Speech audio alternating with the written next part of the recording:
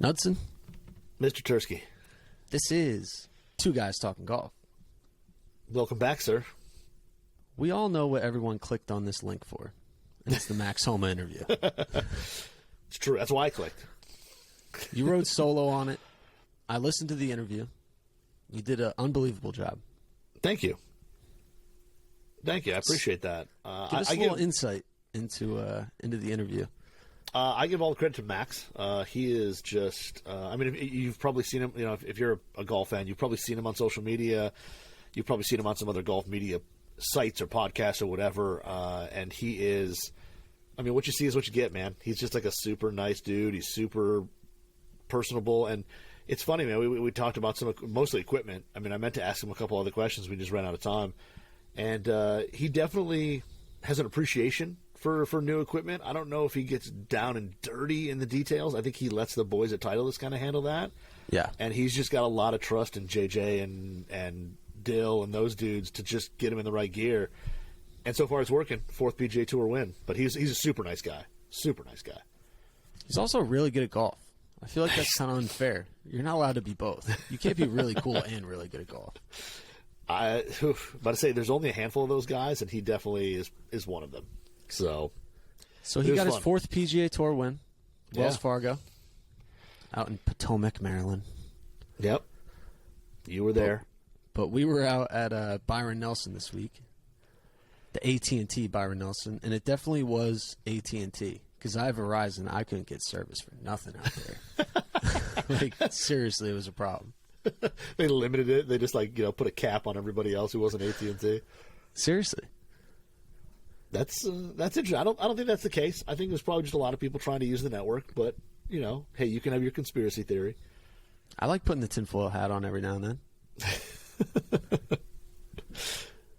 But I must say, it was scorching hot. I was sweating. It was humid. And the wind was whipping out there. Really? If the wind continues to whip this way, I think that course is going to play pretty difficult. I've never played the course. I don't know much about it, honestly. But no matter what course you put me on, if the wind is blowing that hard, it's going to be tough. Plus, I hit the ball too high as is.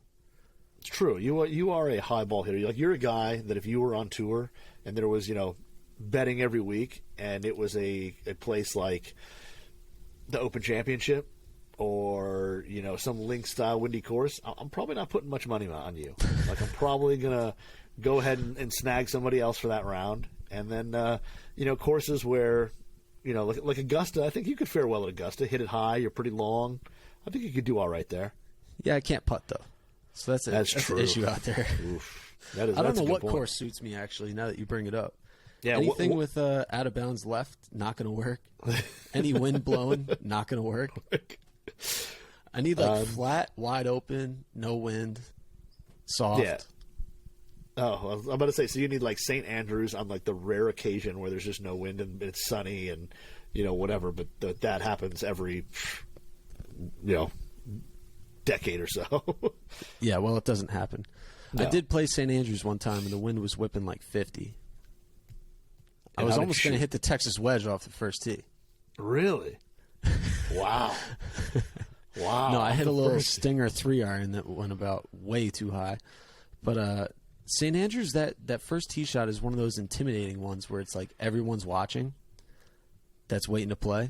It's a public course and you just got people hanging out for 3 hours. It's like Bethpage Black. You ever play Bethpage? I haven't. That's a unique experience that I recommend to anyone because it's you kind of got to go there at 2:30 a.m. to get in line. They do it by when you pull up in the parking lot.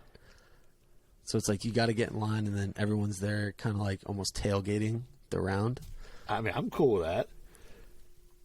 Which brings me to my next point. Why don't people tailgate their rounds of golf?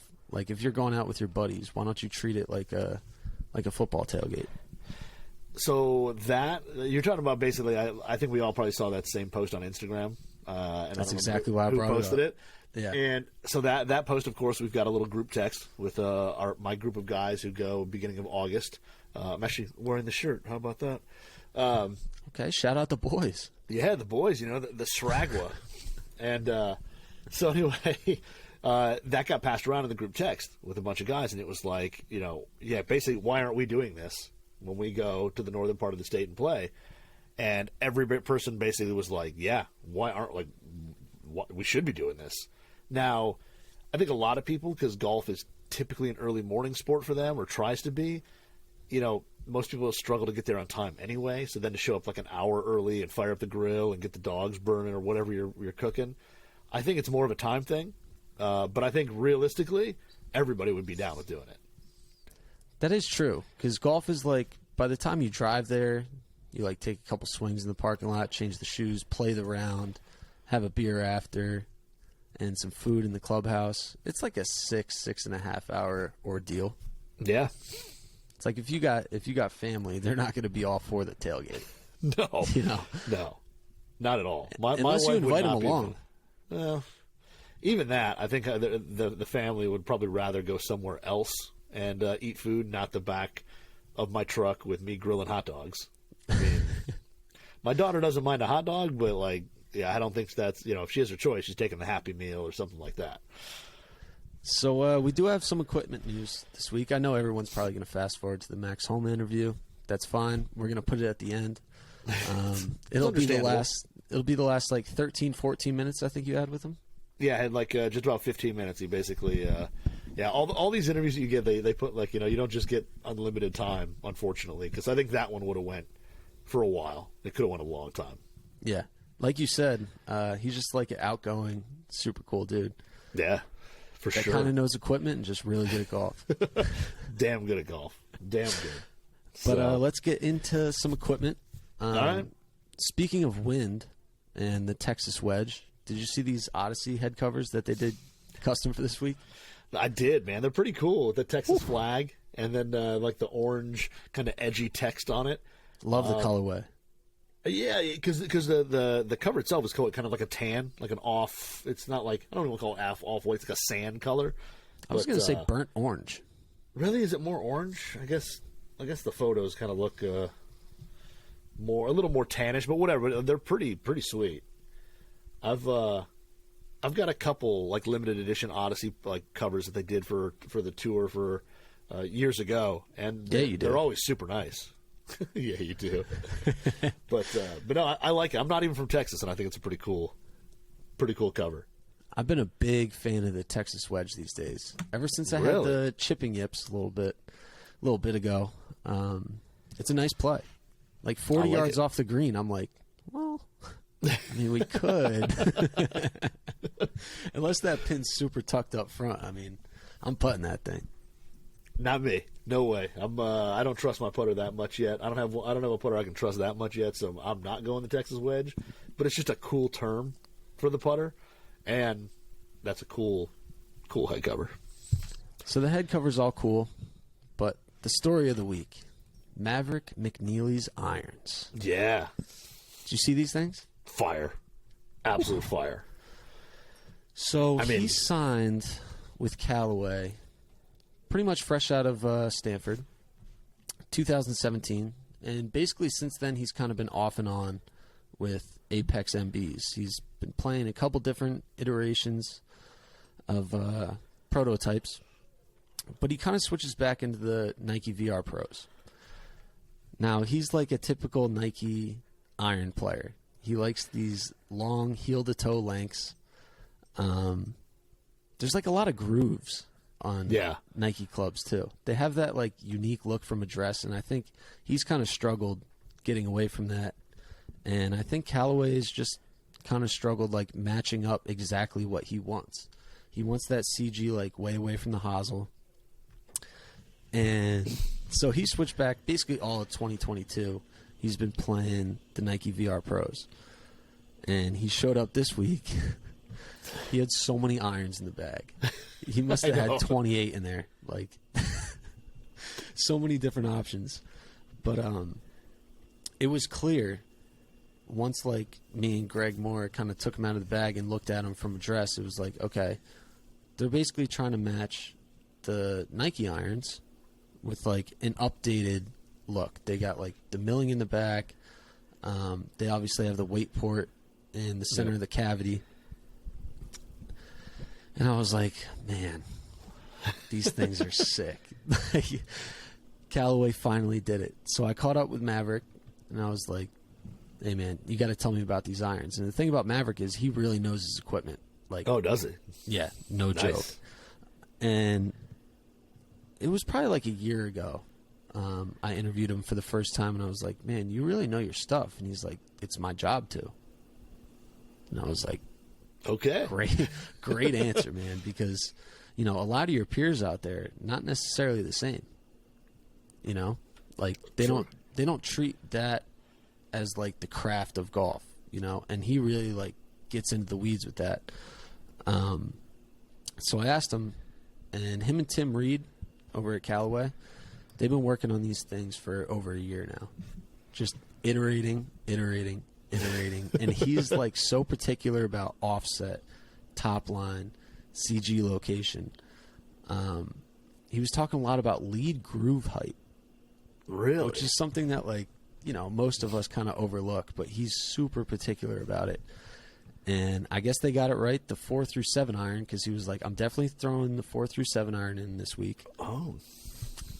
But the 8, he was like, maybe on the 8, and then he has a 9, 10, and 11 iron. I saw those. Yeah, so he was like, basically, I never chip with a gap wedge and a pitching wedge, so I kind of want it to flow through the bag. And this is something that we've seen a lot from these Callaway guys, like throwing irons in instead of 52s and even 56s. But yeah, so that's kind of the insider insight. I wanted to get your take on it, though. I mean, personally, I'm a huge. I mean, everybody knows that I made no calls. I'm not like a blade guy. Like, I don't play blades. I don't like look to play blades. But these are definitely just really cool looking. I mean, like you said, the milling on the back gives that, like most of them, kind of like the muscle kind of flows into like the top section of the iron. This is just like a milled out line.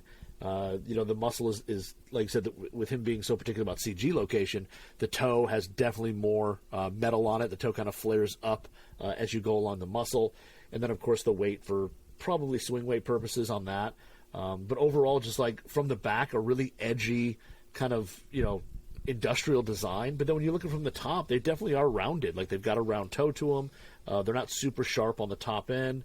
They've got just a smidge of offset, like not an absolute ton, but even in the short irons, like that 11 iron even has, you know, probably well, maybe not a millimeter, but it's got a hair of offset to it. But they're really they're sweet looking blades, man. They're really cool. I don't know what the finish is, if they're, you know, chrome, but they're kind of a darker, you know, they're not like a high polished chrome.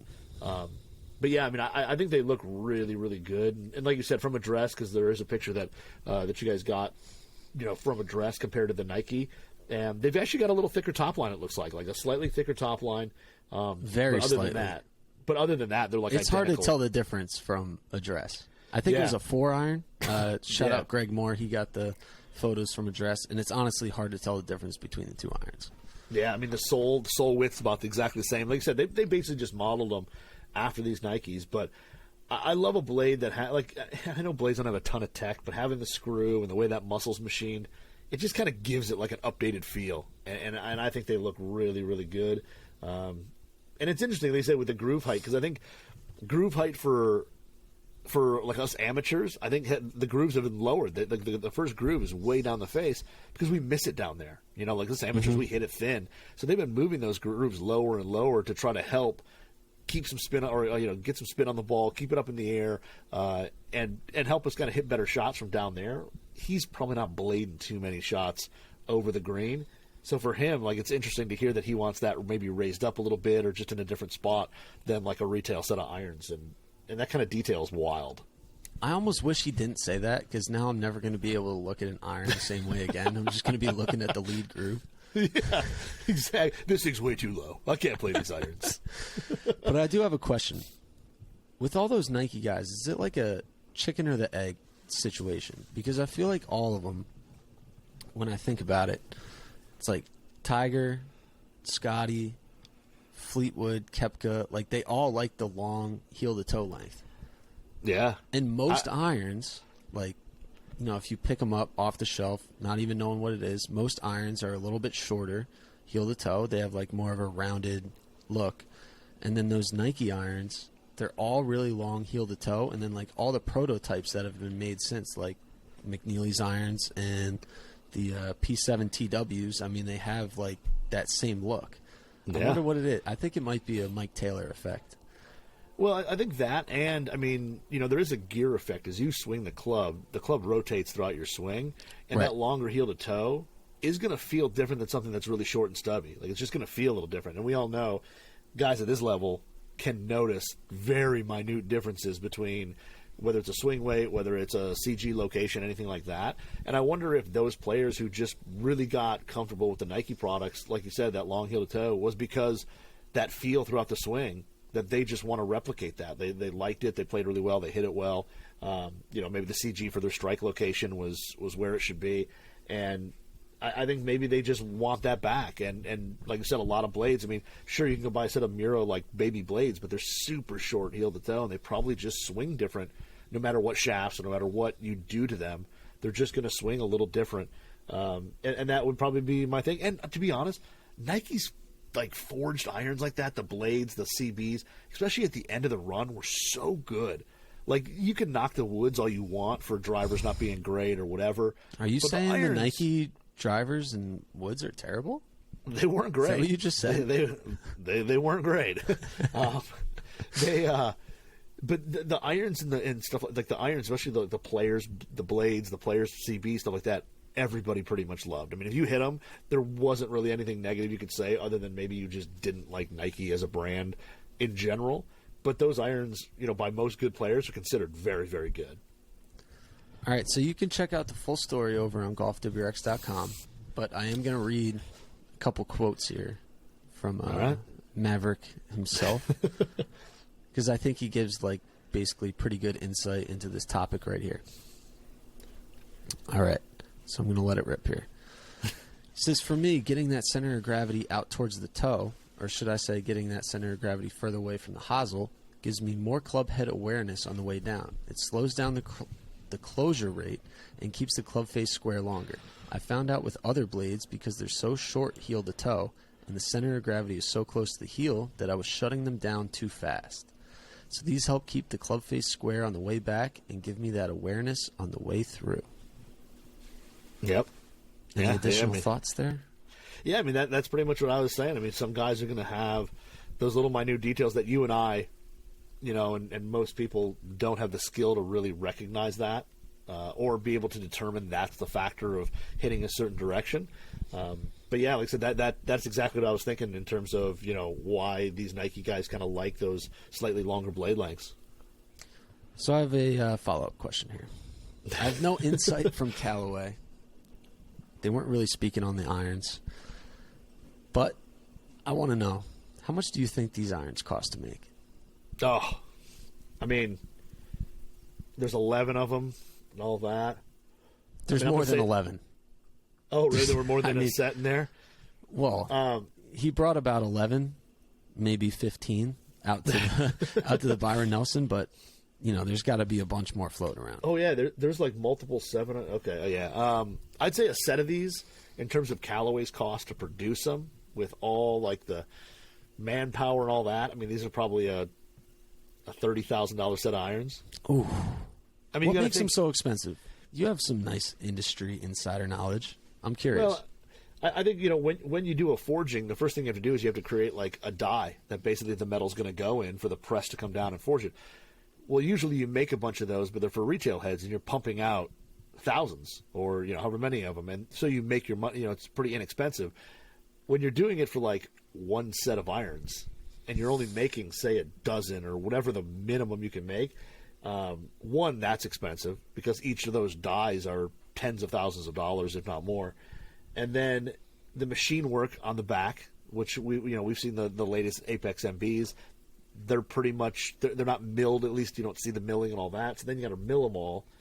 And, you know, the time for somebody to design all that, hand polish them, chrome them, all that jazz. There's a lot of work that goes into that. And it's not just, you know, they're not just walking into the Callaway prototype lab and just hitting a button and out pops it's not a vending machine.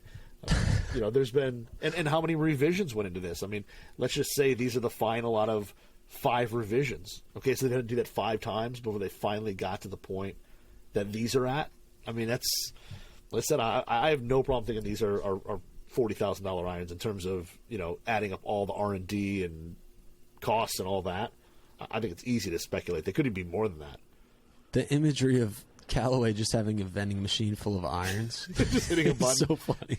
Set of irons just kind of comes out. Here we go. That's what pro shops should do with like golf balls. Yeah, Just I don't like know why individual anybody golf hasn't. balls. Just pop $1 in, get a ball out. That's a good point. I haven't really thought about that. You should be able to Dang, do that's that. a good idea. I shouldn't have said that publicly. Well, somebody's going to make $1 million off that. Okay, so moving on to the next topic. Can you take me through a little of the backstory on Jason Day's red TaylorMade Spider putter and what it meant to the golf industry at large? It was huge. I mean, that was when they came out with red for that Spider. It was at a time when like everything was black or silver. Like there was no. I mean, I guess I can bring up Nike. Nike years before that had come out with like a green putter with white sight lines, and they said like it helped distinguish between the sight lines and whatever. So it was a green putter, but it died off really quick. But yeah, the red was really interesting. And what is it? I had a conversation with I think it was Sam Hahn of Lab, who basically said red is a big color because it's on the exact opposite, like light spectrum is green. So like in terms of contrast, like on a color wheel. Yeah, like however, like the waves and all that stuff, it's exact opposite. So that is like the most, like that color will stand out the most against a green background. But I remember red when it hit, everybody was just kind of like, you either loved it or hated it, and that really set off. Also, I mean, that line of Spider went nuts. I mean, how many of those Spiders did you see in bags? I know, that was huge. So many pros were switching to it too. Oh, it's like you have something when like fellow tour pros are switching. They're like, wait, what's Jason Day got? What is that red thing? I want to try that. Dude, I mean, that Spider went nuts. And then also, like, TaylorMade had that whole line of red putters. And then shortly after that, Callaway Odyssey had a whole line of red putters. So what are you trying to say? I'm just saying there was a ton of red out there on the greens. A lot. So the reason I bring it up, obviously, is Jason Day switched back into that putter. Yep. It's a little beat up. And we got some in-hand photos of it this week. That thing is chopped. It is definitely beat up. I picked up the putter and I started taking photos of the sole, and I look at it and I'm like, wait a second. This is the original? Like, this is so chopped. I was like, Jason, bud, what happened? He's like, unfortunately, it had got dropped on a cart path. Oh. That's gotta hurt. Never it's like good. you can't get a replica even because that's the putter. Yeah. I think he switched to it at, was it the Players Championship? 2016? Yeah, it was a long time Somewhere ago. in that realm. Somewhere in 2016 he switched to it. Obviously had a lot of success. Kind of changed the putter industry. Yeah. A lot of people were switching to mallets that normally wouldn't have.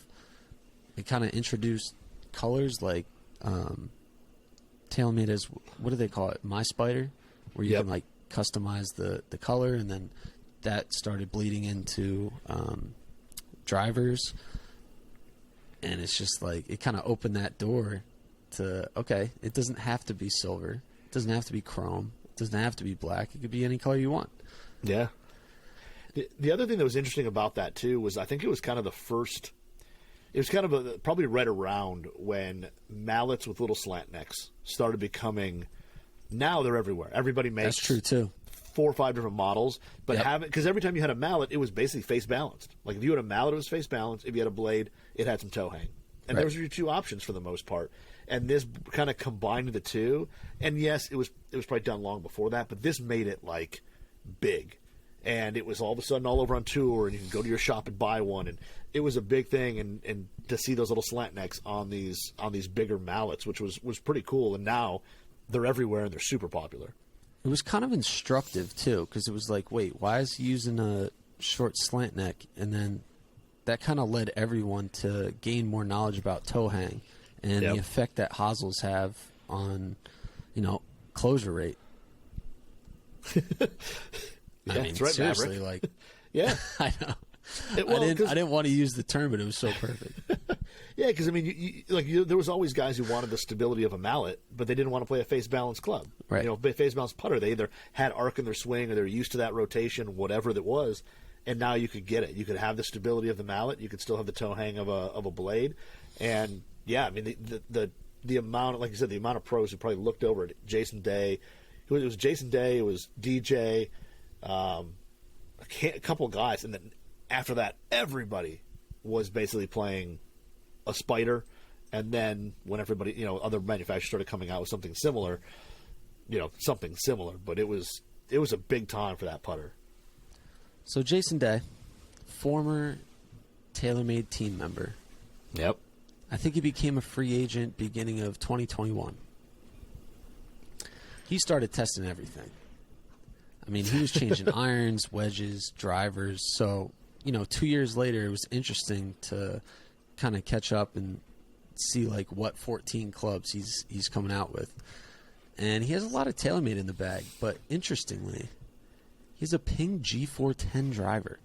Yeah, that's really interesting.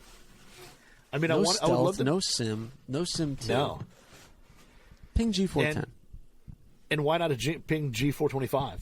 In a sense. Or G400 Max, one of the classics. But yeah, having a 410, going there with the TPT, the new TPT, what I think they called it the red shaft line. I call it a prototype. Yeah, even though I think it is out at the moment. But yeah. But no, I mean, playing a Ping G410, it is weird to see these guys that are so ingrained with a brand, to see them move on and into other stuff is always weird. And I think we all kind of thought Jason Day was probably going to be a lifer at TaylorMade.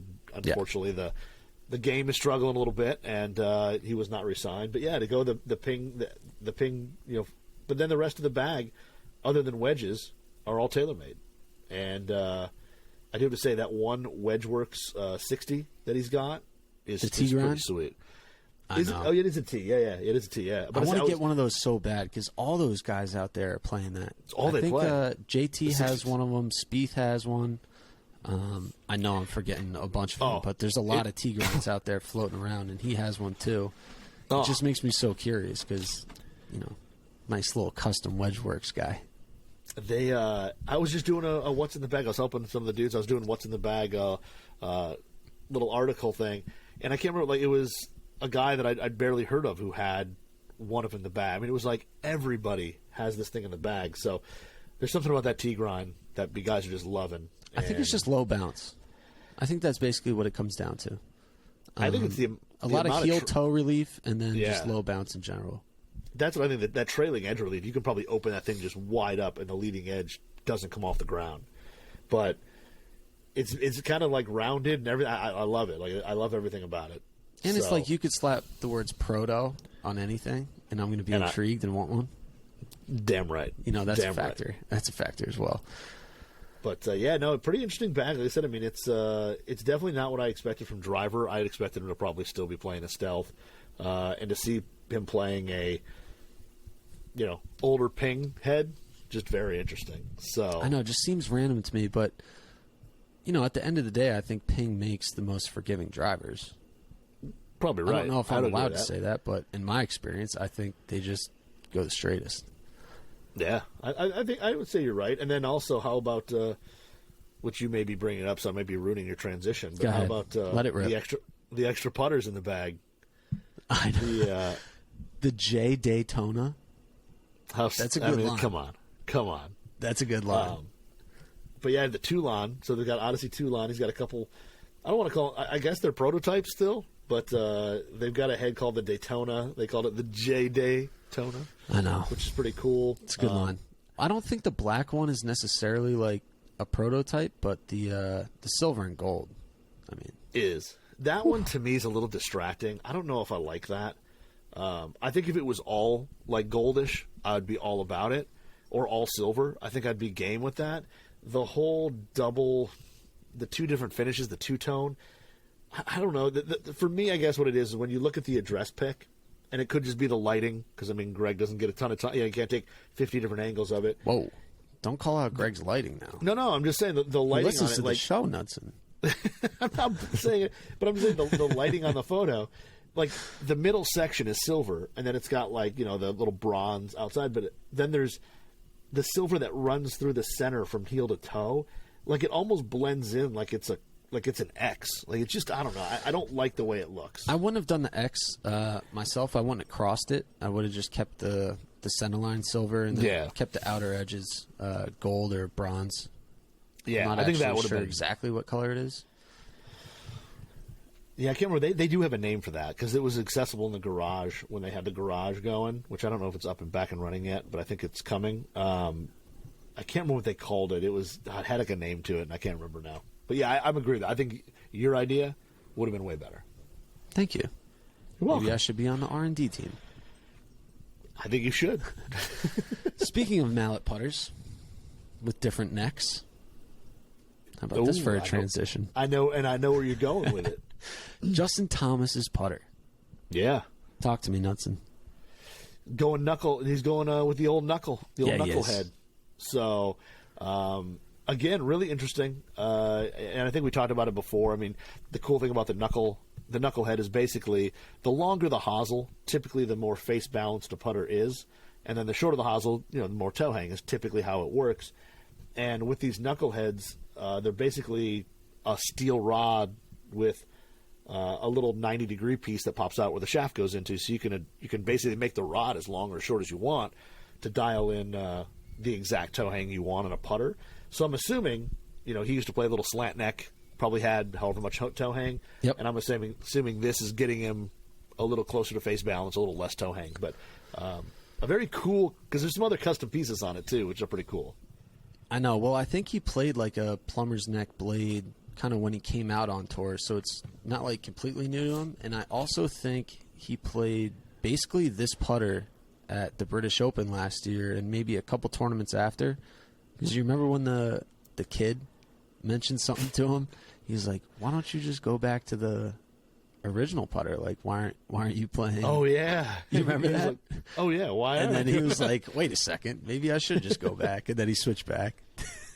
That's right. I forgot about that story. That's right. The kid's like, "Yeah, why don't you already won like all this stuff?" Oh yeah, I guess so. Yeah. So this is pretty similar to that putter, except they added a back plate, which they said they think is aluminum. And basically what it does, it just kind of mutes the sound a little bit. And I think that was like a big sticking point for him with this putter was the sound. Not that it's like a dead sound, but it's just a little bit different and I guess more appeasing to JT.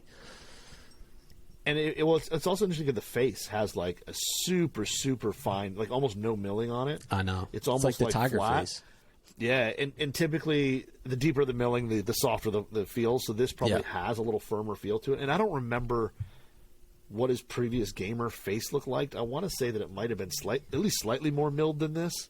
But I can see where he's going because if he went to a little firmer face for maybe a spin or a some type of launch condition, if you're looking at like Quintech or something like that, and he said, okay, this gets the ball going the way I need it to go, but I don't really love.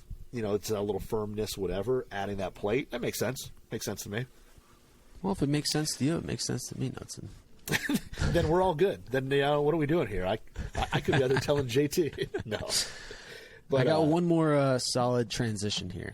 Okay, I like it. This will bring us into the last gear topic before we get into Max Homa. All right. Speaking of Justin Leonard, he's playing in the Byron Nelson this week. Is he? And we got to look at his what's in the bag. Now, bear with me for a second as I bring it up. But Justin Leonard is one of those guys where it's like, and I think someone even commented in the thread about it. It's like, what does he have? Like a bag full of old Ben Hogan blades and like persimmon woods? That'd be awesome. He's nearing the Champions Tour, so you kind of assume with some of those older gentlemen, that's not a diss. They've meant a lot to the game, and Justin Leonard himself has obviously brought a lot to commentary. You kind of assume that they play with older equipment. Yeah. Not necessarily the case. Nope. He's got a bunch of new Callaway stuff. Obviously, he's on staff with with Callaway. I mean, based on his bag, his head covers, and all the clubs in his bag. He's got an Odyssey Tri-Hot. Tri-Hot 5K. What model is that? He's got a bunch of lead tape on the bottom, but it's basically like a 1W, a 1 wide. I don't know exactly what they call it in the Tri-Hot line. I think it's called the 2. Okay. I think it's called the 2 or something like that. But it's like you said, it's that 1 wide, 1 double wide kind of thing they made. Yep. And then he's got the Rogue ST, triple diamond. Yeah. Just the regular one. Some of those guys are playing like the S, some are playing the T. You just got the triple diamond. I know you're in this world of the triple diamonds and the differences between them. Can you give us a little insight on the difference between triple diamond and a regular head? I don't remember. I remember our old boy Johnny Wonder did a whole thing going over all like I know he did. Heads. Yeah. And I watched like originally when he made it or read the story or whatever it was, and now I just don't remember because I was doing again a same thing of what's in the bag, and the triple diamond popped up, and I was like trying to remember exactly what that head does, and I don't remember because they're all like finite, like different. Like one of them is like slightly more draw, and another one's slightly more fade, and then this one's like slightly more spin. And I mean, it's like they're really minute differences of each one, and I don't remember. So I totally just destroyed your whole little section here. I didn't mean to put you on the spot there, bud. No, I should know. I should have it like printed out like up here somewhere. But he's also got a couple triple diamond fairway woods. Got the 5 wood. Yep. Classic Justin Leonard. Oh, come on. He's got the hybrid. But now the hybrid. 2 hybrids actually. Yeah, but the interesting thing about the hybrid is that I gotta look at something here. But I think there's something. I thought the Callaway Apex and Apex Pro had adjustable hosels, and he has bonded. Yeah, which is interesting. Well, it's not necessarily interesting. I mean, the bonded hosel takes away some. In a way, the bonded hosel always allow. I mean, to put an adjustable hosel on there, it takes weight away from other parts of the club. Right. So where you don't bonded want it, really. Yeah, I mean, usually it adds more draw, especially on a hybrid. But I have to see, is the Pro... I know the Pro is bonded. Sorry, just the standard. Apex is... so it's bonded. So never mind. It's normal. Well, all right. I didn't mean to put you on the spot here, Knudsen. I just wanted to give a nice little shout-out to Justin Leonard in the field and a bag full of Callaway equipment. No, that was the first thing, because when I was scrolling through... Looking at it, I hit that hybrid, and I was like, "Wait a minute! Like I thought that was an adjustable, hosel." And it's been a while since I've held them in my hands, so I forgot that one was bonded. But it's been a while since I've hit a hybrid in general. That's probably true. About 8 years. Very true. I did have actually. Funny, we were talking about Ben Hogan. I did have a Ben Hogan 4 hybrid way back in the day. And I don't think I ever hit a shot with it that didn't go out of bounds. So really fun fact there. Yeah. That one, because was it the one that when you set it down, it would just flop open because the way the sole was like shaped, it wouldn't, like when you set it on the ground, the face would the face would go 50 degrees open because there was nothing in the heel. Like the sole didn't exist in the heel, and it would just flop open. It had a good shape to it. It just was weird. And I think it was before I really was in the weeds with equipment. And the shaft I had in there was just so weak. Was it orange? What color was it? No, it definitely wasn't orange. It was just like navy. Oh, okay. It was whatever. Okay. It just came stock on the club, and I never changed it up. I didn't tip it. I didn't change it. Nothing aftermarket. I was just like, okay, maybe I should get a hybrid. Like some pros are switching. I'll just go grab one off the rack, and it's like. That's why you don't buy clubs off the rack. Right there. No. Because back then, I thought in the shop that I worked at, we had those. And I thought, because it was a long time ago, and I thought one of the shafts was the Aldola NVS, that orange one. I want to say maybe we had one with an NVS, and I was like, yeah, that thing was not the greatest offering that Aldola ever made. Well, maybe that's the one I needed. Super high launch, orange, low spin, or a high spin. It was a piece of work. So that'll do it for the equipment news from the Byron Nelson. Not a huge week for gear news, but I think the Maverick Mcnealy irons. If you're interested at all, I would go over to golfwrx.com/forums, go over to the Torn pre-release, and just take a look at them. I think they're really cool. You know, it's one of those gear things as gearheads ourselves where you just look at them and you just get fired up and you want to try them. Yeah. Like, I was holding in my hands, looking down at a dress. I was like, I want to hit one so bad right now. What do you think Maverick would have done if you would have sort of like caught him on the range and just walked over and just pulled like a 6-iron out and just like grabbed a ball out of his stash and then just hit one? I think he would have finger waved his caddy like, that guy, spear him. Gone. And he would have just lined up like an offensive lineman, just taking me out. Nice form tackle. And Terry Tate, the office linebacker. Yeah, I think I would have been kicked off the tour. That's probably true. It's like the Happy Gilmore line. Suspend him. Doug, kick him off the tour. All right, before this gets off the rails too much further, yep, the moment you've all been waiting for. The interview with Max Homa, winner of the Wells Fargo Championship, and probably one of the coolest dudes on tour and definitely the most active on social media. So by far. Enjoy that. Knudsen killed the interview. Have fun. All right. Hey, everybody. Max Homa. Hey, Max, thanks a lot for taking the time, dude. Really appreciate it. Congrats on the win. I mean, it's got to feel good anytime you get a win on the PGA Tour because it seems like everybody says it is hard to win on tour.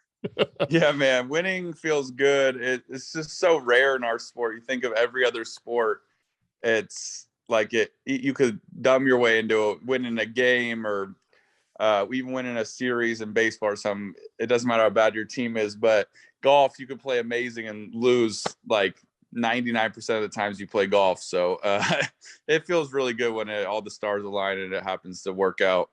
That's awesome, man. Yeah, and like I said, it's so cool. What is it, your fourth win on tour? The 2 last year and one in 2019 or something like that, and then this year? Yeah. That's awesome. That's awesome. So he's got to feel good. I mean, I know like that first win has to be like the ultimate. Like the first win, you get it. You're like, all right, I'm on tour. I got my win. How does it feel like the subsequent wins after that? It's interesting. I think the first win you could like make the analogy. It's kind of like your baby, you know, it'll always be the one you probably love the most. Once you know you can win, it's tough because then every week it's almost like it ups your expectations. You firmly know you can win a golf tournament, but then there's just levels to it. You know, your goals start to change a bit. And again, expectations are good and expectations can be bad. But fortunately, this season I had won already in Napa, and if I didn't win again for the season, it wouldn't crush me. But at the same time, it's like I'm getting in contention more. And you, for a golfer, it's like you hate losing, but like I said, you lose so much. It's like you try not to get used to that, and it's a burden at times. But it's just like it's so addicting being in contention, even if you don't win. It's the most fun thing in the world. The rush you get is wild. So when the stars align and it actually does happen, you feel very thankful for everybody involved and everything that happened that week. And, if you're superstitious, little stuff like that all just seem to work out. But yeah, golf's just such a weird sport in that manner. Like, I always think to myself, if a guy went a full season and got second place every single week, he would have probably the best season in the history of golf. But people would be, and he himself would be bashing himself for not winning. And it's just like, man, what an odd sport. Yeah. I mean, I'm from Detroit, so I'm a Lions fan, so I understand the losing aspect of it. So, but no, that's a great, I mean, you're right. I mean, coming in second place every tournament would be absolutely unheard of. And like you said, the player, like, you, the pro, would probably be so bummed that you didn't You'd be at least losing get one your of mind, man. So, and like you're talking about superstition, and I want to ask you, so you've got some pretty cool wedges in your bag. They've got some pretty cool stamping, but I do want to ask, there's something the one thing that I noticed, I mean, the cool Max on it and all that is awesome, but how come on the soles, everything says like pitching wedge, gap wedge, PW, SW, why is that different than just having like a 56 or a 60 or, what's up with those soles that you got that stamping? Yeah, man, I take zero credit for anything on my wedges. Aaron Dill, who is like the Vokey master, obviously minus Bob, he like He is the coolest dude. I never ask him to stamp anything. He always does something creative. And I can't remember, but it was sometime this past year he had like brought the idea. He's like, why don't we write like LW, SW instead of the degrees? And I was like, dude, honestly, that'd be pretty sweet. So he's been putting on ever since. And everybody I talked to, like the other players, like, man, I like that. That's cool. And I'm like, yeah, dude, it's all dill. Like, I didn't think of it, but I don't know. It feels kind of like old school when you have like a set when you're a little kid and it just says like LW and I don't know, you don't know what loft it is, but you know it's the lob wedge. I don't know. That's definitely. I'm glad you noticed that. That's definitely my favorite part about my set. But it's all Aaron, man. It's awesome. And he is like that guy and his stamp game. He's a like, freak, man. I can stamp a little bit, but his game is just off the charts. I mean, he made me the wedge I have that says Max all over it. I got to Augusta this year and the course was really playing firm and fast. And my wedge, like I had just switched it out like 3 weeks prior, but he came up to me and goes, how's the wedge doing? Kind of like smiling. And I'm like, I hate asking him for like, you know, you don't want to, I hate getting new wedges like that often because, you know, it seems kind of unnecessary at times, but I was like, Aaron, I think I need like my need fresh grooves. Like this stuff, I need to spin it around the greens. And he goes, don't worry. He goes, I already knew it. So he's like, I'm going to go back and get to work on it. And it comes out with stamps all over it. And I'm like, how'd you do this, man? The guy is awesome. I mean, some of the stuff that I've seen, you know, just from over the years are all our tour pictures that come on. I mean, it's wild. Like, just his mind to come up with some of the stuff that he does is just so cool. He's a genius, man. He is. So like, do your wedges, I mean, that you have, I mean, I know they're probably like a 46 F grind or whatever, but are they modified? Like, does he go through and modify them anyway for what you're looking for in terms of performance? It was really interesting. I went to Titleist this season I think it was during San Diego, and we did a whole video shoot and this whole thing. But part of the deal was I had been wanting to sit down with Aaron and go around and have him explain bounce to me. I think it's like the most used term that people don't understand. And if I'm being honest, I didn't get why grinds are so different, what changes them so much. I didn't know if there was, you know, I know like what certain grinds are better for, you know, Bermuda, let's say, or firm or soft or whatever. I get that, but I'm such like a novice in that. So I wanted to go around with him. And it was funny because he laid down a bunch of clubs. He did not let me look at them. And I just chipped them out of this like nasty Bermuda. And at the end of the day, he goes, all right, what do you notice? And I said, oh, this first one I liked a little better, but I was like, they're all pretty similar. He goes, listen, man, if your technique's good, they're all going to be pretty similar. It's going to be little things. So we haven't made very many adjustments. He is, I part of his genius is every time I've asked him something, he's actually gone to the simpler version. And like, I remember 3 years ago at the Wells Fargo, actually, I told him, I said, I'm struggling with my chipping, which has always kind of been my thing, my bugaboo. And I was like, I think I need more bounce. And he goes, okay. And he comes out to me with a wedge with very, very little bounce. And I'm like, well, this is not what I asked. And he goes, listen, I don't think it's going to help you to go to more bounce. I think you need to go to less bounce and learn how to chip with this instead. He goes, over his time, he's like, I think this is the way to do it. And it's so interesting because he's so thoughtful and so smart and matches the two. So we don't really do a ton with the grinds. Every once in a while, I'll ask him like, hey man, this week he's typically a major. I'm like, it's different out of the sand. He goes, yeah, people have been coming up saying that here's what we should do, you know, a little bit more bounce because the sand is so soft. And it's like, okay, like, but I like kind of rely on him to help me with that. And again, like I have an idea, but sometimes I'll come up and think it needs to be some drastic change or like make a big modification or a small one, and he's like, this is fine, like this is why it's doing that, this is how it should work. If you know that going into the shots and onto this golf course, you could kind of make it work. Yeah, that's pretty awesome. And like you said, to have a guy that genius who kind of you can trust with his recommendations is just awesome. And then with your irons, you kind of play a unique combo set. Like you got the 620 MBs, you know, that are 6 through 9 iron.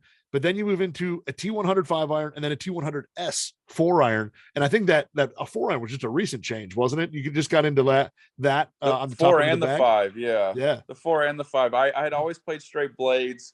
And when I went down there to Titleist, Justin Thomas, I guess, had just switched to the T100S 4 iron. So me and JJ, who's typically the guy who fits me, and again, genius, like does all the stuff for us. he was like, "Hey, give this a try," just because he's like, it's not like you're like scoring with a forearm much, but you would like it to be optimized. And I hitting it, and I'm like, "Dang, dude, this is just easy as hell to hit." And it was going, high, a lot higher, obviously, a lot more spin, and not like significantly farther. Didn't mess up a gap, so we switched to that immediately. I was like, "This is a no-brainer." And then like the next week, I was talking to Joe, my caddy. And he's a super thoughtful guy. And he goes, "Why don't we do this in 5-iron also? Like, why would we not?" And I was like, "Okay." So we like went and talked to JJ. He goes, "Cool." He goes, "Instead of the 100S, we're going to put a 100 in it just so it doesn't jump up in speed too much." But it just feels like when I have those two clubs, like they're so easy to hit. And I think it's always easier to bring flight down than add flight. You end up changing your mechanics in a bad way to hit it higher. So getting to just hit a normal shot and watch the thing launch to the moon, it's like a humongous benefit. And there's really probably not a huge difference in terms of feel between going from Blade to T100 to T100S, right? I mean, you're not looking at something that's drastically different in terms of firmness or anything like that. Not at all. And what, I actually went down last year sometime just to do a video thing, and I hit every single iron they have, all the new ones. And they had me like kind of react to what I thought. And the whole point of the video for me was to see that they did a ton of work on the top line of all their irons to make even the biggest ones look like a blade if you're looking down at it from, obviously from the position I'm in about hitting the shot. And obviously the bottom's bigger and it's a little bit different, but looking down on them, they all look like a blade anyways. Yeah. And if anything, this 4 and 5 iron cuts through the turf even better. I was telling JJ, I was like, "Man, these things go through the ground even better than my blades at times." So it's like it's marrying a lot of things. I've been telling everybody when they've been asking about clubs and what they should do. Like I very hard rep the 100-100S series for the really good golfers, and even like the guys who are maybe a notch below that. If you're looking for a little bit more pop, like those 100S's are incredible. And I think Joe just went down and got a new set, and I think he got I can't remember. He got the hundreds of the 100S's. He's always struggled with a bit of speed, and it's like cheating. We hit our 8-iron like the same distance now. I hate it. But little stuff like that, making sure the top line still looks like a blade, because you don't want to look at some clunky thing. You want to look down and look like you're a pro, I think. And I think that's people's big apprehension away from going to like a game improvement iron. But these look good. Yeah, no, I think you're right. I think people always want to have an iron in their bag that's a little better than their ability. I mean, I'm the same exactly. guy. I'm that way too. And then the last change you kind of made, you made a driver shaft change again, and then that also kind of forced you to switch balls, which from what we've heard, or at least I've heard, that's like the hardest thing to change for a golfer at your level is ball. Like that's the hardest thing. You can switch out a putter, kind of switch out a driver, but ball is really difficult. Why is that? I hate switching the golf ball, and they sent me like one of those prototype boxes of the 2021 Pro V1, and I didn't even touch it. I was playing good with my 19. I'm like, why would I switch this up? So when I went down, JJ's like, "Listen," he goes, "We want you to switch to the new ball for 2 reasons. Obviously, it's the new ball, but second, he's like, it's going to be easy for you when you practice on the road, because the balls on the range are the 2021. We don't have the 19. I'm like, "Okay," but I was like, "JJ, I'm playing some freaking golf right now. I don't want to change the most important part of the game, like the one thing we hit every time." And he goes, "Listen," he goes, "it is so similar. I can't even tell you how similar this ball is in the spin and all that, and how far it'll go."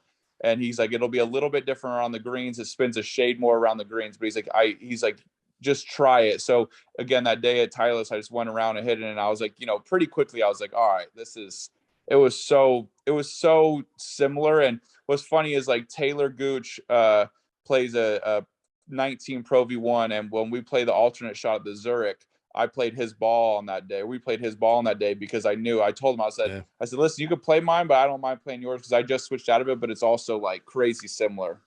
And what's the hardest part about it? Is it like the long side of it? Is the short game side of it? Is it like the mid irons, the driving? What makes that ball switch so difficult for you? It's literally all of it, because most times, you'll get a golf ball and it'll be like, "Oh, this is awesome off the tee." And then you'll look at the irons and that changed the irons a little bit, the distances and the spin. And then you'll go to the green and it'll be like, "Oh, it's not spinning as much as my old one, or it's spinning more than my old one." And it's like this one I felt like was really similar, changed from driver to irons. And then I just had to get a little bit, used to it around the greens. Like I said, it spins a shade more for me. The feel is the same. That sometimes is a problem because all of a sudden it'll be clickier and louder, and audio for golfers for some reason is important. But usually it's just like marrying all those things. And when you change one thing in a golf ball, typically it's going to change something else too. Like, you'll drive it better, but the irons will be, like I said, they'll fly a little bit different, and just getting used to that is hard. So it just takes a lot of time. But this one didn't, which was a blessing, like I said, because I was playing good and I did not want to mix anything up. That's awesome. Yeah, like I said, it's even for guys like me, I mean, changing the balls is just changing the ball. No, for the yeah, I most don't part, think you notice it as much, but I do think that, like, having a ball that you can trust and is very important. So I get that switching it is hard, but the little things we know. I mean, we're talking like hundreds of revs of spin, not like thousands. And I think for us that matters, and for most people that really shouldn't matter. And then I mean, I know we're kind of pressed on time, so last question I'm going to ask you, not equipment related. You get a group of 4 guys, your foursome has to be celebrities. Who are the 3 other celebrities you put in your group to play with yourself that would be like a dream? Oh man, Aaron Rodgers, Steph Curry, and oh shoot, that's tough. I mean, Tiger Woods is a celebrity, so I'll throw him in there. I mean, the funny thing is, it's all guys who are pretty darn good golfers too. You Rodgers and Curry are all day. That's a good point. That's probably a good reason to have good golfers in your group. You're not just finding balls and giving swing tips for 4 hours. Exactly. Well, Max, hey man, thanks a lot. I really appreciate the time. It's awesome. Congratulations again on the win. I mean, a win on Mother's Day. You're a fairly new dad. I mean, that had to be cool too. So congrats to that. And thanks for the time, man. This was awesome. Thank you, man. Take care. All right. Thanks, man.